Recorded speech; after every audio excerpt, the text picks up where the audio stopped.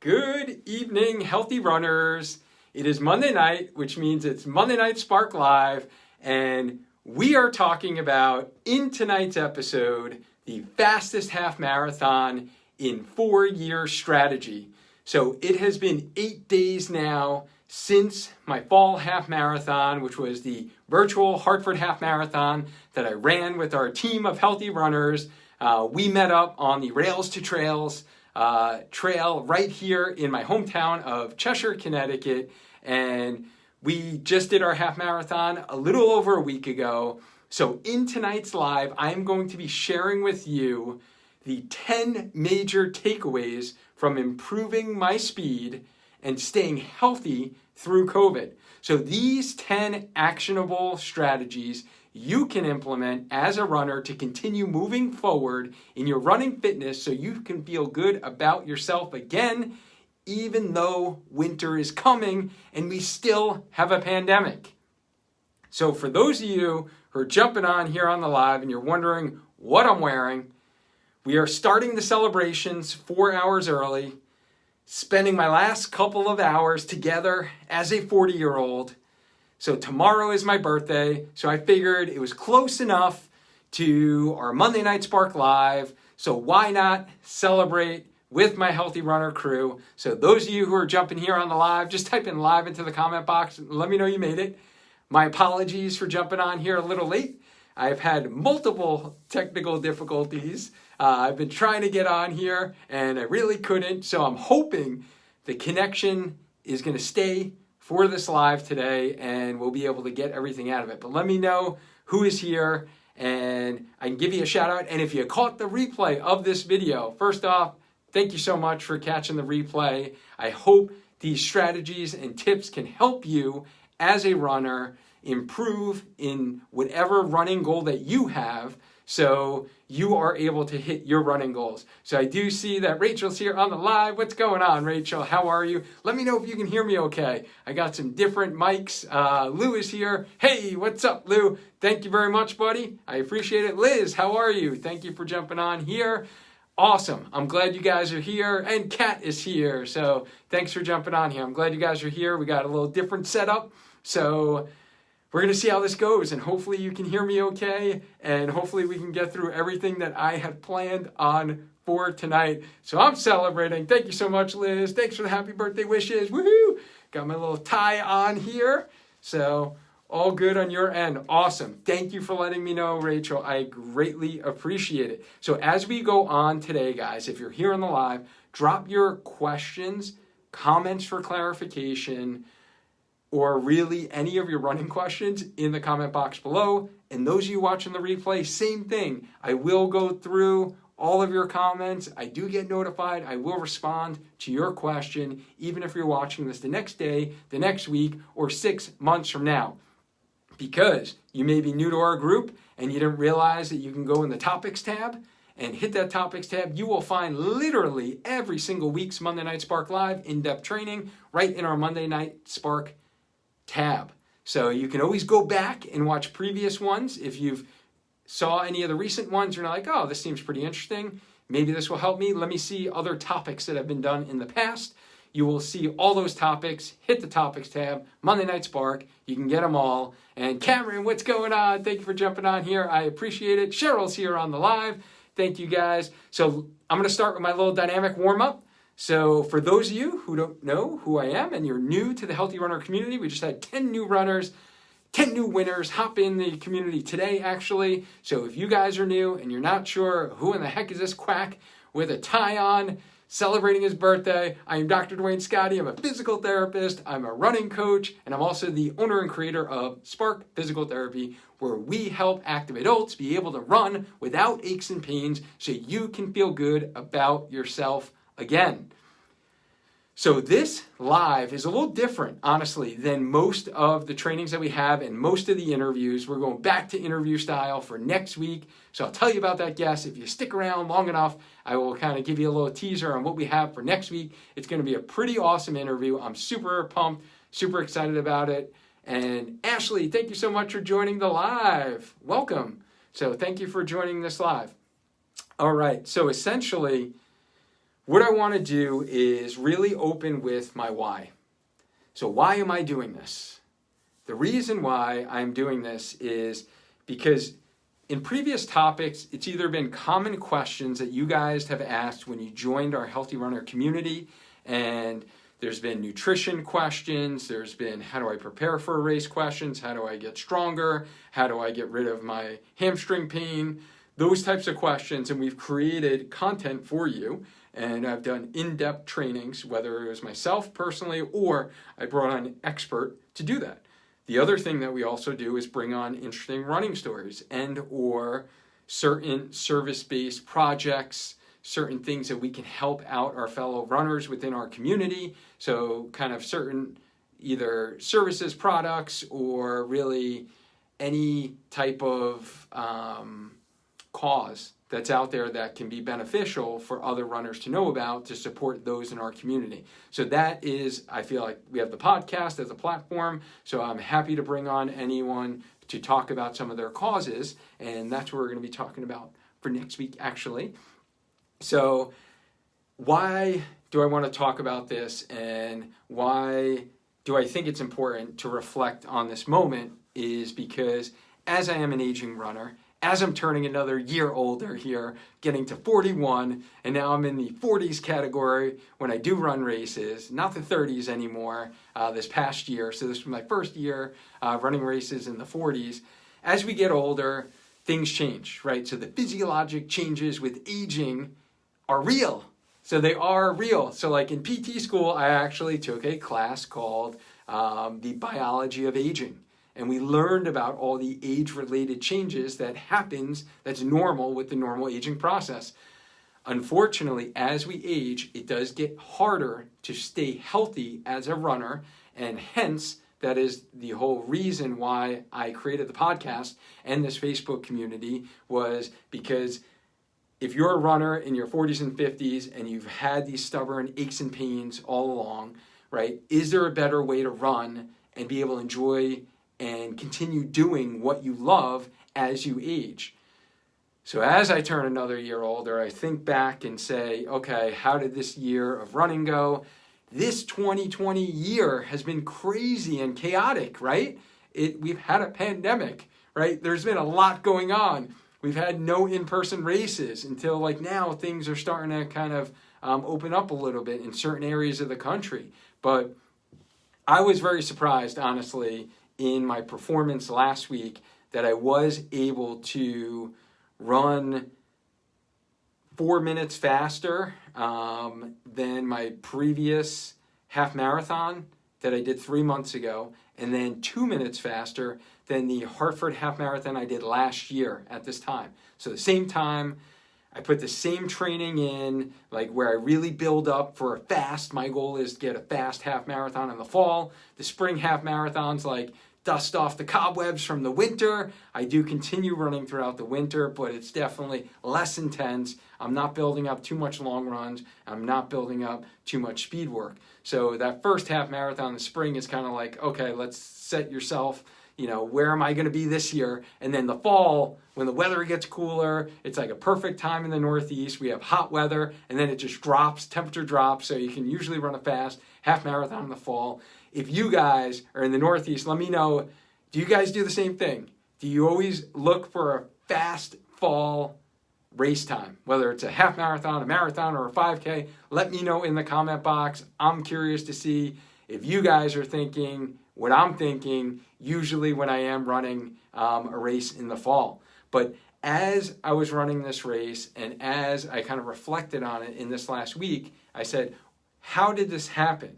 Right? So what are the things, why do I think this occurred? And I thought some of these tips will be helpful for you because there might be some things that I implemented this year that could have helped me as a runner. And I know we're all looking for ways to improve. And for me, I want to increase my speed because I always like to challenge myself. I'm that type of person that I need a challenge in order to improve. If I master something, then I go on to the next level, right? So, for example, this podcast, if you go back to the first episode, you will hear probably it sounds a lot different than it does now.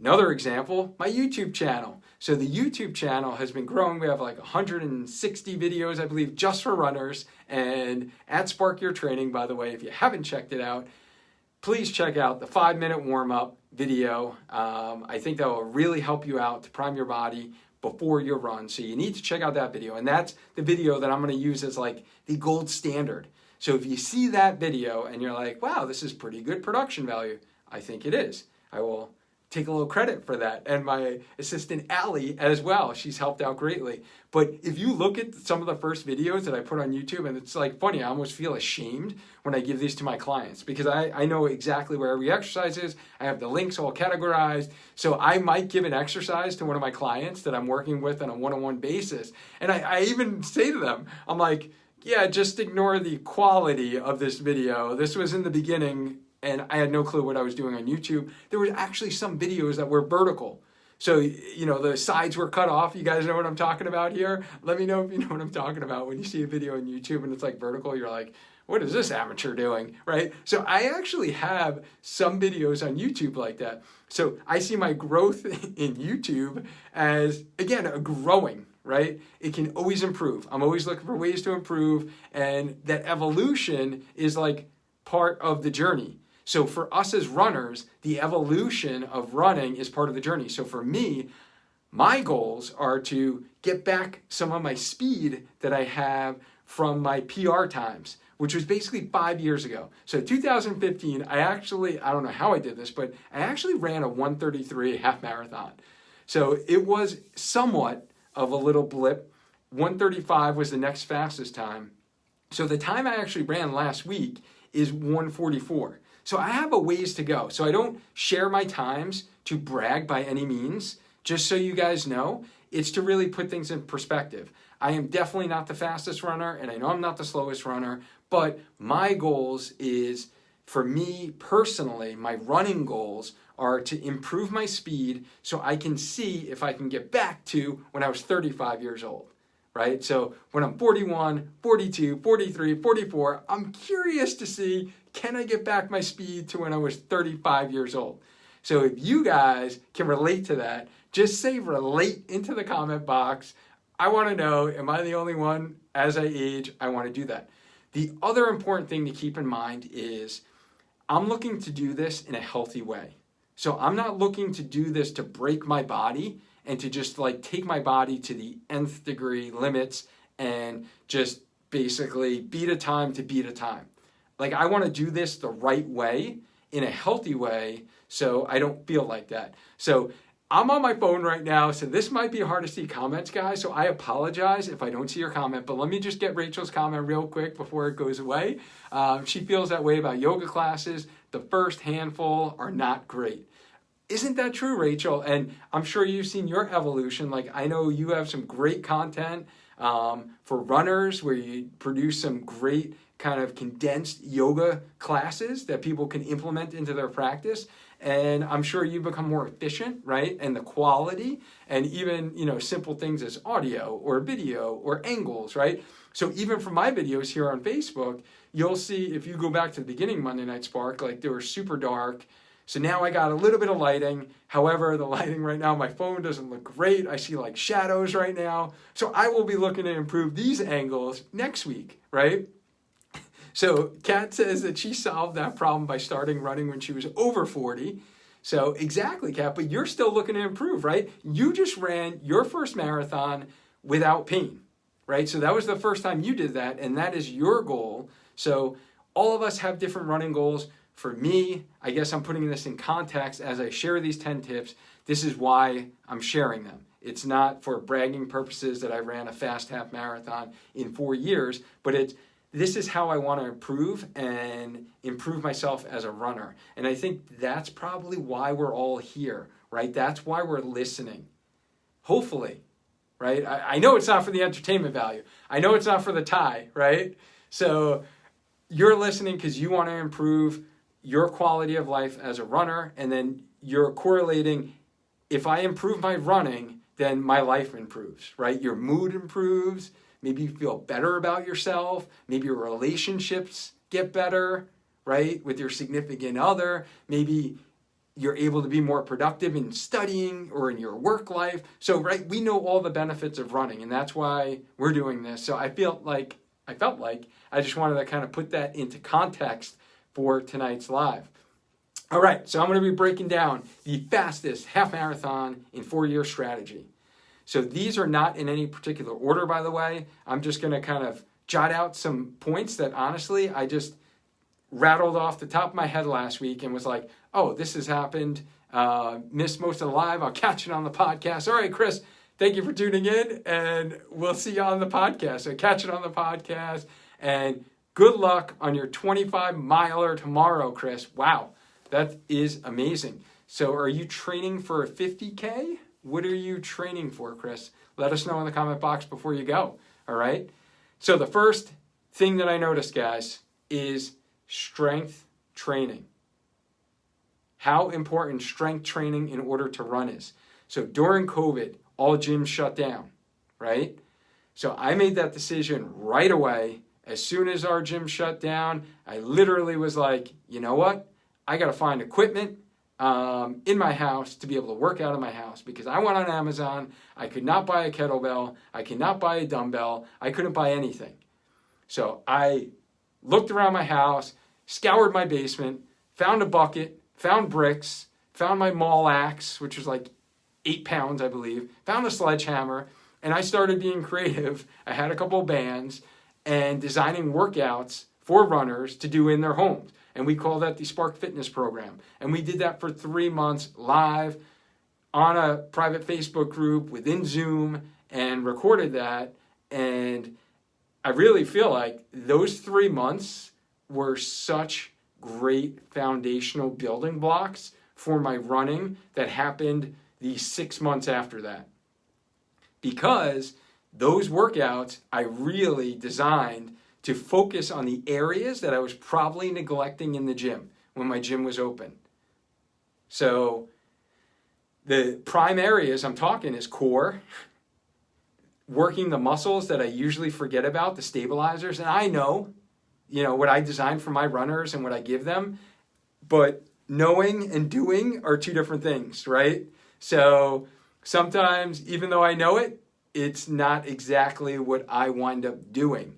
So this program really forced me, because I was held accountable 3 times a week to jump on there live for my group who really believed in me to do the Spark Fitness Program to keep them healthy during the months of COVID and lockdown and gyms being closed. So I had to show up there, jump on live every morning, 6 a.m. I was ready to go. So I did that 3 times a week, and I really added in special exercises for runners. So it was really running specific, and it was very detailed in terms of strength training, stability work, balance work, and then we did foam rolling and stretching at the end too. So it's a very comprehensive program.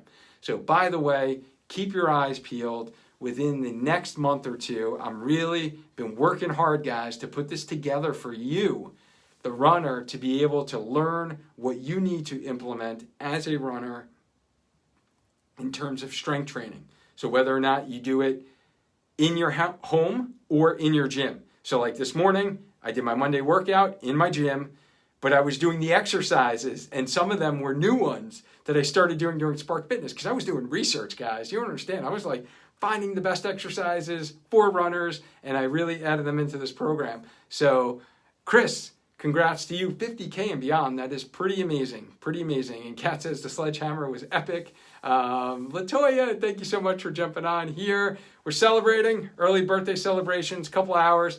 Turning 41, turning another year older. Got a lot more grays here than I did last year at this time going live within this Facebook group. But you know what? We got to embrace the salt and pepper look, right? So strength training, tip number 1, super important. Also adding in, got to give a shout out for plyometric training and really kind of setting the foundation to tolerate the demands of the speed work and the increased mileage I'm going to talk about later that came. So that was the foundation. So establishing that foundation during that 3 months of lockdown, I think was super, super helpful. Point number 2, running doesn't need to be painful. So I've had my history of hamstring tendinopathy that I shared in this group. That was my first running related injury. So now we are actually coming up, guys, on my 10-year anniversary of being a runner. So I started running in 2011. So that was my first year running after I got hip arthroscopy for a labral tear in my hip. And after that, my surgeon said, don't ever run on the treadmill, because I was one of those treadmill runners just to do it for cardio as part of my workouts. He said, go outside. I went outside, never looked back, fell in love with running, been doing it since, right? So it's coming up on 10 years now. And that was my first running related injury after my surgery was hamstring tendinopathy. I've had patellofemoral pain or runner's knee. I've had shin pain. I've had posterior tib tendon pain. I've had pain on the inside of my ankle. So I've had pretty much all the running related injuries you guys have had.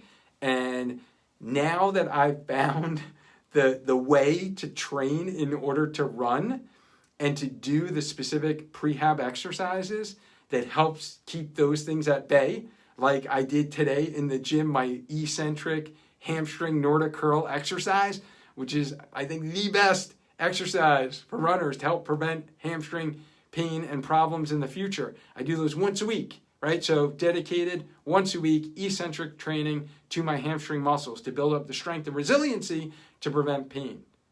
So running doesn't need to be painful. And I think there are still many runners out there who feel like if I go into a marathon or a half marathon training cycle, that means I'm going to wind up getting pain. And you know what? I just need to deal with it, suck it up, buttercup, and be able to run. And then after my race, I can just shut down running and then I'll heal from my injury.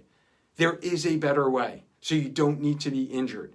So I went through this whole period and I ran my fastest half marathon in 4 years without suffering an injury at all. So I think that's pretty remarkable. And you don't need to either, right? So I was that injured runner. I was you. And I had the stubborn aches and pains. But I didn't have to have that this year. So that's point number 2. That's one thing that I really kind of reiterated and learned this past week. Point 3, foot orthotics. Have you guys heard of them? So they're the little arch supports. I wish I can grab my shoe right now and show you my orthotics and my sneakers, but I have been an orthotic wearer ever since college. One of my professors fitted me for orthotics, and I've been wearing orthotics ever since because I'm an overpronator. I have flatter arches, for those of you that don't know what that means. So I was always in orthotics. The one thing that I did learn is that you may not need orthotics all the time. What do I mean by that? I used to do all of my training, strength training, running in my orthotics. I still run in my orthotics. However, my strength training, because of COVID, I kind of gave the whole barefoot training thing a try. I figured I was in my house. You know what? I've heard a lot. I've read a lot in the literature about barefoot training, not specifically running. I'm not sure if I agree with running barefoot unless you were able to actually gradually wean up. And most of us runners are impatient and can't gradually wean our running up to tolerate the demands of barefoot running. But training your body and strength training barefoot helps to develop the stability in your deep foot muscles and your ankle muscles. So I trialed that out during the 3 months, and with the progressive program I designed, I was able to allow my body to adapt. So then when my gym opened up, I went back into the gym and I wore sneakers, but I did not wear my orthotics. So now I work out in a lower heel drop sneaker, closer to the ground, to mimic somewhat barefoot. So I don't have like the Vibram shoes or anything like that, but it is a lower profile sneaker that I wear. And when I was doing all my exercise this morning, so a lot of single leg stability, right? You have to train on one leg. Doing those exercises, my deep foot muscles were kicking in and stabilizing my whole body. So the stronger those are, the better and more efficient you are as a runner. And that will help prevent some of the fatigue and the pain that you can get from ankle tendonitis, plantar fasciitis, Achilles tendinopathy, or tendonitis. So you might not need orthotics all the time. That is the lesson that I'm learning. Earlier in my career, I kind of had the mindset of you see someone with flat feet, you correct it. Now I'm a lot more conservative in actually prescribing orthotics to my runners. I actually look at everything else first, and we address the strength issues up either at the hip muscles or at the foot and ankle muscles. And then once we address those, if we still have symptoms, then I go orthotic route. It's never like this is going to be the quick fix and I put you in orthotics and everything is corrected.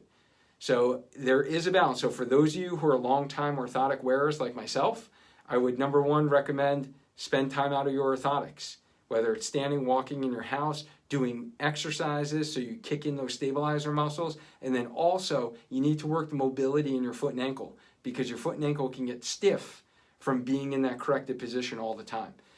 So that's tip number 3 is get out of your orthotics. Maybe don't wear them all of the time.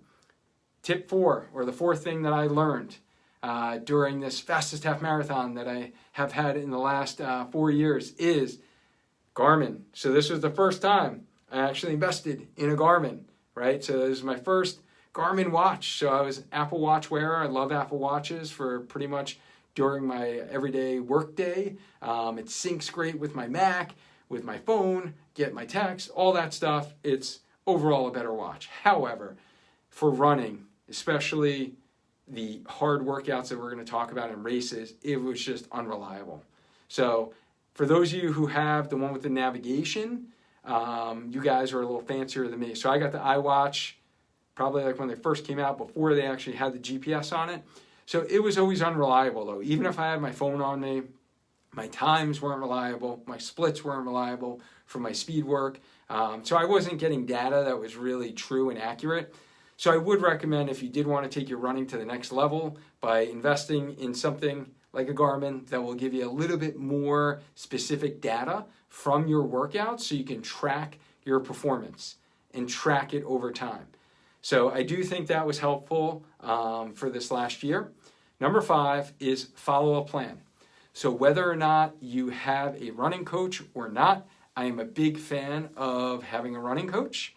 And I shared this last week on last week's episode, but I did become certified as a running coach through RCA this year.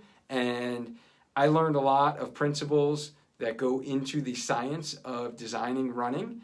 And there is a science to it to kind of gradually build up and periodization and when you should add certain runs in. So hopefully more of that content I will share with you as we go along. But it was actually the first time I actually put my running workouts into a run-specific program. So the program that I've invested in is called Final Surge, and that is a program that a lot of run coaches use. And that program, I've really enjoyed using it, having the accountability of my workouts right in there. I literally wake up in the morning and the first thing I see is a text message of what my running workout is for the day. So that helps keep me accountable. It really puts me on a plan. It's on a calendar so I can see from the big picture perspective of what am I running this month? How does it build up each week? See my weekly mileage and making sure that I'm progressively increasing it. So I design my own plan, right? Like I do for my clients that I work with one-on-one. I just did that for myself and pretended I was my own client and based upon my needs. And having that whole big picture of a plan, I think was super helpful. So follow a plan. 5th tip, you can get plans off the internet, and some of those are great, and it might be great for you depending upon what your goals are. But if you are really looking to increase speed, it really depends upon the plan. The other point I will make, because I just talked to another runner today, is the Garmin plans are super hard.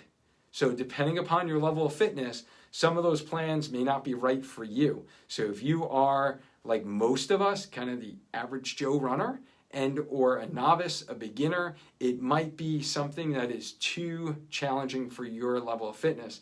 The other app I used to use before my Garmin was Runkeeper, and that's ASIC's product. They do not sponsor the podcast. Maybe they should. But I did like that as a free app. So those of you who are looking for free apps, I used that for many years. So my first 8 years of running, I used Runkeeper. Those plans in there were super hard.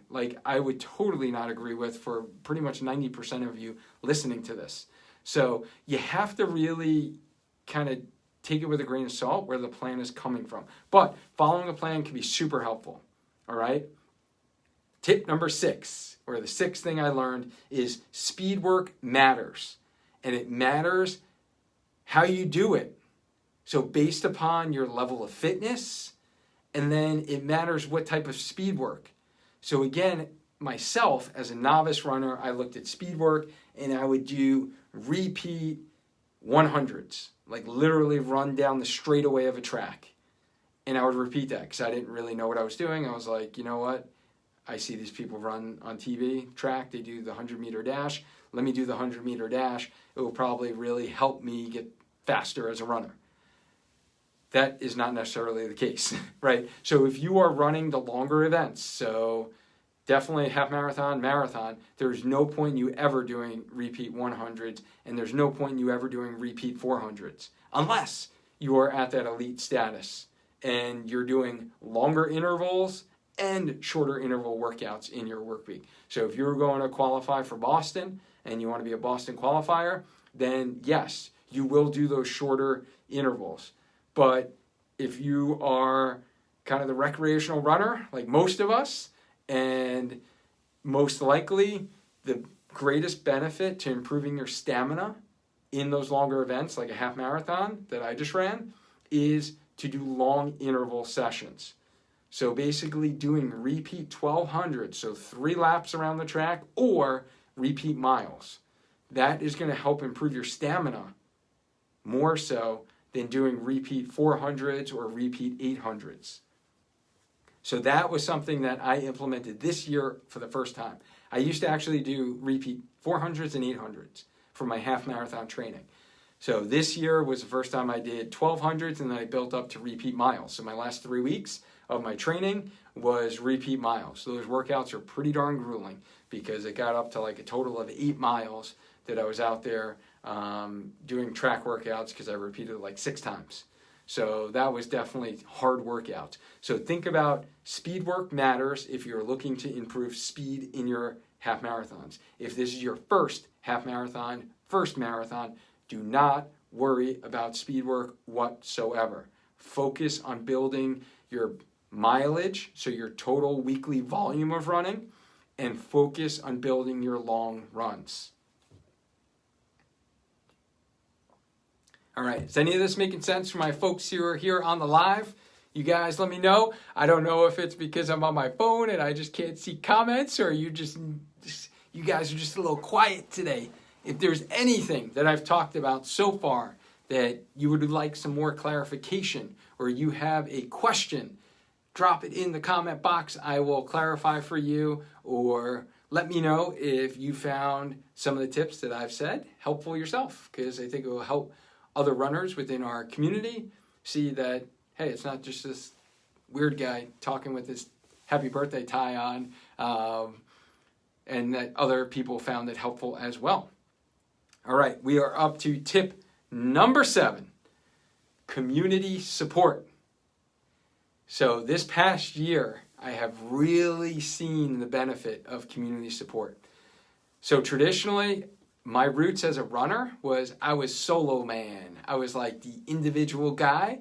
I only ran by myself.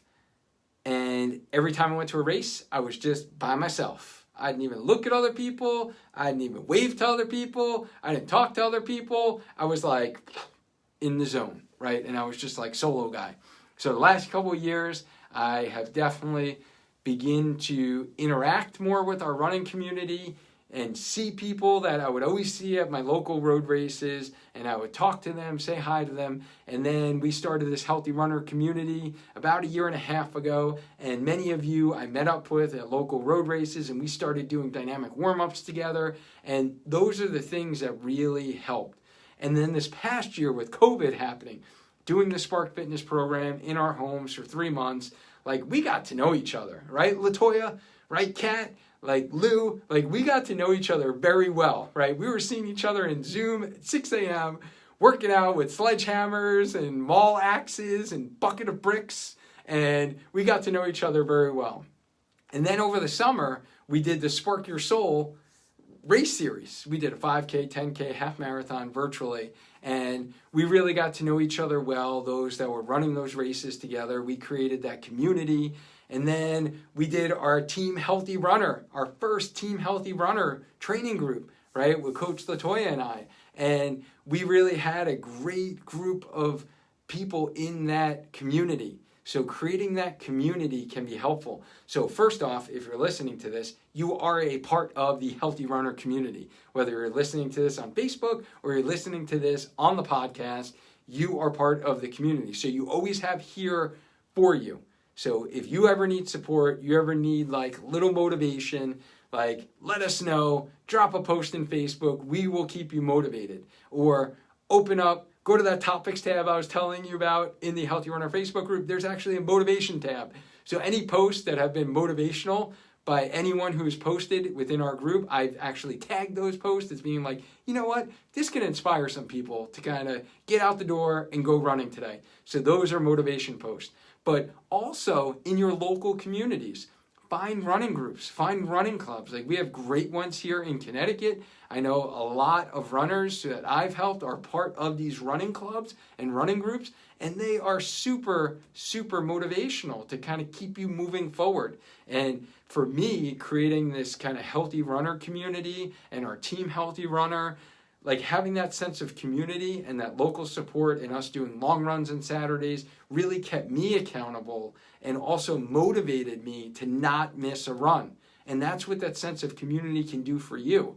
So find your local running group, or next time we run the Team Healthy Runner, even if you're not in Connecticut, we had folks who were all over the country that were in this program, and we kept you kind of accountable and motivated by giving you the plan through Final Surge, by having our private Facebook group, and Coach Latoya was dropping posts every day to keep us motivated and inspired. So sense of community is very important to kind of keep you motivated and inspired. Tip number 8. So this is the 8th tip, or the 8th thing that I learned, is you need to race before the race. So you have a race on your calendar, but you have to race before the race. So in the weeks leading up to the Hartford Virtual Half Marathon, 2 weeks before, I ran the 2.62 race that the Hartford Half Marathon folks ran at Bib Pickup. So that was out around Rentschler Field. Lou and I ran that race together. And that was a timed event. So that was actually nice to actually put out a hard effort, see how fast you can run 2.62 miles. And that was a race. The weekend before the half marathon, we also ran a local 5K. And again, that was actually an in-person race. And to actually put out a hard effort and get your body used to kind of race and putting yourself in that scenario is good to, number one, push yourself a little harder than you normally would in training, and then also help you calm the nerves that you're going to have for your ultimate goal race. So again, if you're running a half marathon, you should definitely run a 5K and a 10K during your training cycle leading up to that half marathon. If you're running a marathon, you definitely need to run a half marathon race during that training cycle, because again, it will just get those practice reps under your belt of actually running a race, thinking about how are you going to hydrate, how are you going to fuel, what are you going to do pre-race, post-race, right? It's kind of like the I don't know what you call it, the practice reps or your practice swings. You're like you're in the batter's box, possibly, or you're on deck waiting to go in the batter's box.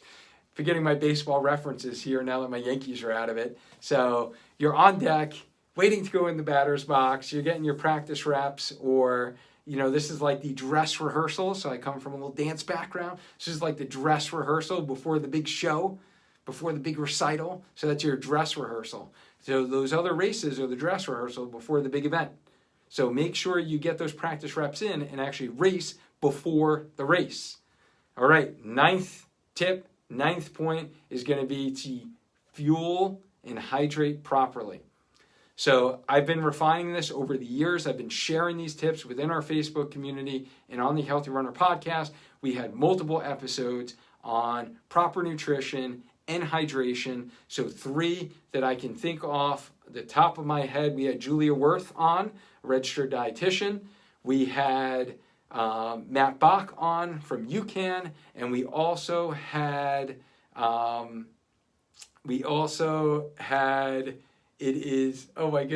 Crank Sports. So we had Mike Mathewson on from Crank Sports to talk about gels and proper hydration and fueling for your races. So we've had 3 episodes. So if you haven't checked those out, check those out on the podcast. But I've been refining my fueling and hydration before my run, and I put it into practice during my long runs prior to the half marathon. And I feel like that element, so what I eat and what I hydrate the day, 2 days before the actual race, as well as what I did on the day of the event, is like, I pretty much got it down now for what my body needs. And everyone's different.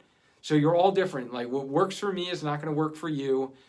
You need to actually practice that and find out how to fuel and hydrate properly, because those are super, super important for you meeting your race goals. All right, guys, 10th thing that I learned. The last tip here is going to be, it's almost like what I do as a clinician. So as a physical therapist, when you come in my clinic here, what do?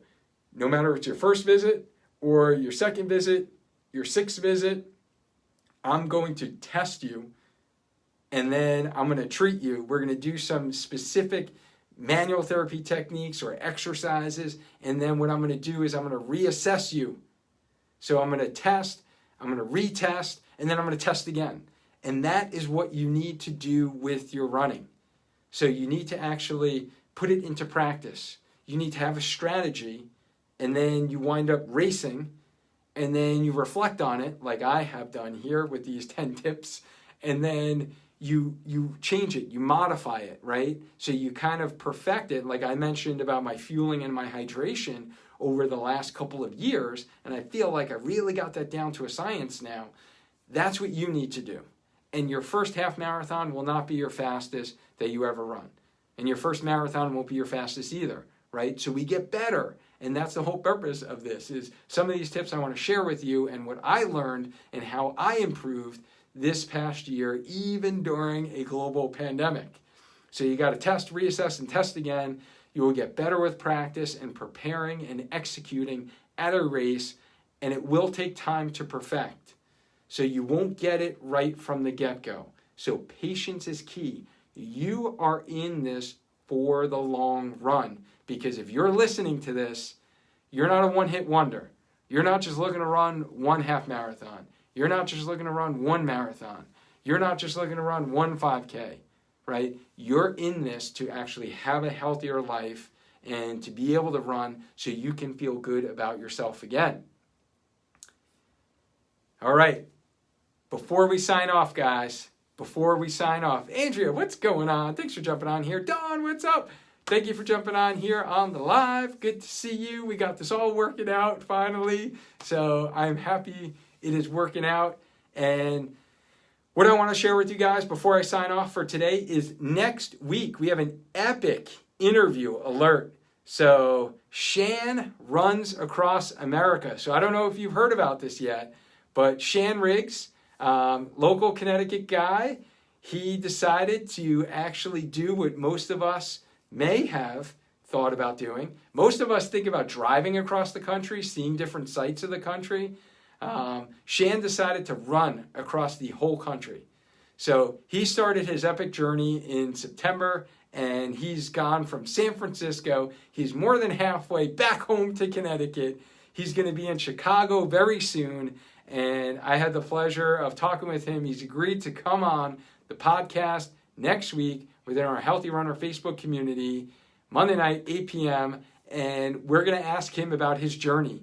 So any questions you have for Shan about running, literally, he is running 40 miles every single day.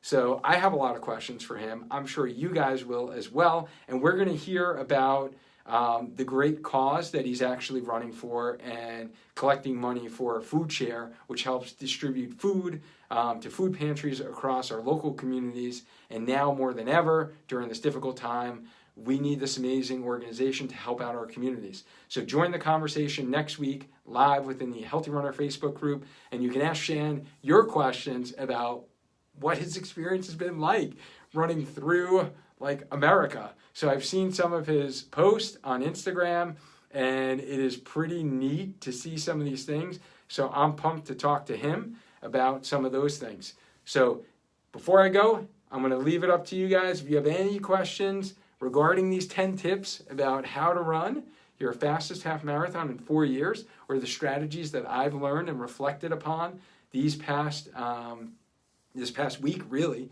since I ran my half marathon, drop it in the comment box. Otherwise, for those of you who did jump on here on the live, Andrea, Jonan, Latoya, Kat, Lou, Rachel, all of you guys, anyone else who I didn't miss, thank you so much from the bottom of my heart. And this is the last Monday Night Spark in my 40s. So next week, I will be another year older. And if I said anything today that resonated with you and you think these tips can be helpful for other runners like you and I and want to run into our 40s and our 50s and beyond, right? Hit the like, hit the love button, give me some love for the happy birthday Ty here. And hopefully this will help show up in more runners' news feeds as they pop open Facebook right now and see what's going on the socials, right? This will be a lot better to see than a lot of the other things going on in the world. Wouldn't you agree? Right? Wouldn't you agree? A little bit more positivity, a little bit more motivation, a little bit more kindness. I think we all need that right now, right? So thank you guys again for jumping on here. And if you listen to this on the replay, thank you for my hashtag team replay runners. And if you're listening to this on the podcast, thank you so much for listening. The growth in the podcast has been amazing. Remember, I love to hear feedback from you. So don't just listen on the podcast. First off, make sure you're subscribing on the podcast so Apple iTunes or Spotify knows that this podcast is worth listening to and it can recommend it to other runners who are searching for things to listen to during their runs. But also reach out, connect with me on Facebook, connect with me on Instagram, send me a DM, let me know you're listening. I love to hear your stories and seeing how this content is helping you in your runs. So make sure you connect at Spark Your Training on Instagram, at Spark Your Training on YouTube. You will find 160 videos just for you, the runner. Remember, every Monday night, guys, we go live in the Healthy Runner Facebook group around 8 o'clock. When we have technical difficulties, it's a little bit later, like it was tonight. So I apologize, but keep us in mind in your schedule. And I hope you guys have an amazing rest of your week. Thank you again. Stay active, stay healthy, and just keep running into our 41st year and beyond. Bye, guys.